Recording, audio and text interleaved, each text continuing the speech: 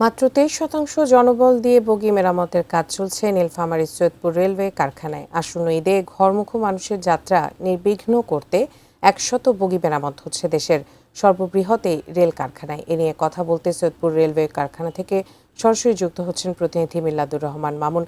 মামুন, এই ঈদের সময় কিন্তু রেলের চাকা সচল রাখতে এই কারখানাটি মোটামুটি একটু বেশ ব্যস্ত হয়ে ওঠে। কতগুলো বগি এবং কোচ মেরামতের কাজ তারা হাতে নিয়েছেন এবং কোনো বাধ্যকতা আছে কিনা, কতদিনের মধ্যে কাজ শেষ করতে হবে জানাবেন। ধন্যবাদ।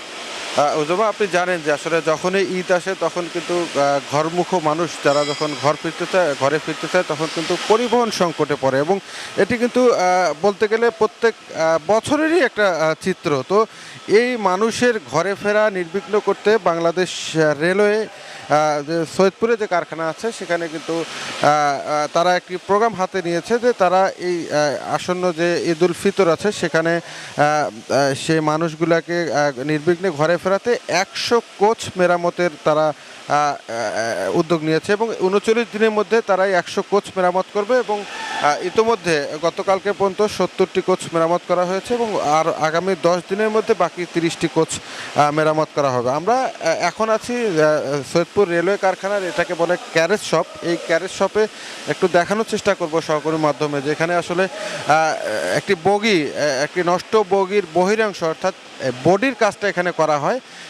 এখানে একেবারে সাধারণ শ্রমিক যারা আছে তারা একেবারে কিছু সাধারণ যন্ত্রপাতি দিয়ে এই কাজগুলো করছে। এরকম উজামা মোট 29টি শপ আছে এখানে সৈয়দপুর রেলওয়ে কারখানা, যেখানে আমরা যদি বলি ক্যারেজ শপের পাশাপাশি পেন্ট শপ, সিএইচআর, বগি, অর্থাৎ প্রত্যেকটা শপে এরকম 29টি শপে কিন্তু আলাদা আলাদাভাবে কাজ করা হয়। আর জনবল সংকটের কথা আমরা বলেছি যে আসলে এই সৈয়দপুর রেলওয়ে কারখানায় মোট 2859টি পদ আছে মঞ্জুরিকৃত। এর মধ্যে মাত্র 664 জন অর্থাৎ 23% জনবল দিয়ে এরকম গুরুত্বপূর্ণ কাজ এখানে চলছে।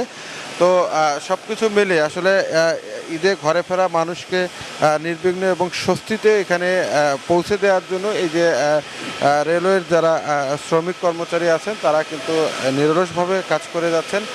আমরা তাদের সাথে কথা বলেছি, তারা বলেছেন যে তারা আসলে তাদের নির্দিষ্ট যে শিডিউল আছে বা দায়িত্ব আছে তার বাইরেও কিন্তু ওভারটাইম করছে, অর্থাৎ এর বাইরে ছুটির দিনেও তারা কিন্তু কাজ করে যাচ্ছেন। তো এই যে বগিগুলো মেরামত করা হচ্ছে, এই বগিগুলো মেরামত শেষ হলে অর্থাৎ 100টি যে বগি এগুলো কিন্তু যখন রেলবহরে যুক্ত হবে তখন কিন্তু যে বিভিন্ন রেলের সাথে যুক্ত হবে তখন যে সাধারণ মানুষ যারা যাত্রী আছেন তারা ফিরবেন, তাদের কিন্তু বাড়ি ফেরা যে যাত্রা যেটি সেটি কিন্তু অনেক সহজ হবে। তো সৈয়দপুর রেলওয়ে কারখানা থেকে বগি মেরামত নিয়ে এই ছিল আমার কাছে।